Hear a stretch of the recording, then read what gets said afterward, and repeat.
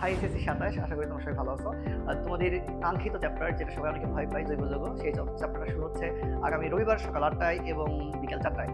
যারা offline online বাংলাদেশের যে যেখানে পড়াশোনা করতেছো, তাদের ফিল করতে পারতেছো না, তারা অরবিট এসে দেখতে পারো, এবং যারা ফিল করতে পারতেছো তারাও এসে দেখতে পারো। তুমি আসলে পার্থক্য বুঝতে পারবা যে তোমার আসলে অধ্যায়টা কেমন করে পড়া উচিত। সুতরাং যারা জৈব যৌগের বস হতে চাও, এখান থেকে বুয়েট চুয়েট এবং মেডিকেলে হিউজ প্রশ্ন হয়, এবং কেমিস্ট্রির আসলে ৩ ভাগের ১ ভাগ, যেটাকে যে অধ্যায়কে বলা হয় সে অধ্যায়ের নামে জৈব যৌগ।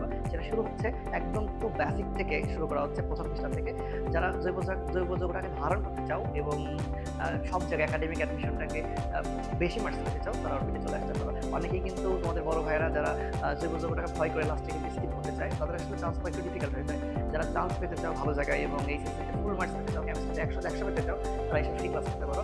আগের অরবিট বর্তমান অরবিটের মধ্যে অনেক পার্থক্য। বর্তমান অরবিট অনেকটা স্মার্ট, আগের অরবিটটা অতটা স্মার্ট ছিল না, কারণ আমাদের স্মার্ট বোর্ড ছিল না। সুতরাং অনেক প্রশ্ন আমরা চাইলেও ৩ দিনে সলভ করতে পারতাম না। এখন যেহেতু আমাদের হাতে অপ্রন্ত সময় এবং আমাদের প্রযুক্তি অনেক উন্নত হয়ে গেছে, সুতরাং আমরা অনেকটা তোমাদেরকে বেটার সার্ভিস দিতে পারবো। সুতরাং অরবিটে আসো, ফিল করো এবং দেখো কেমন লাগে। সবাই ভালো থাকো, টেক কেয়ার, আল্লাহ হাফেজ।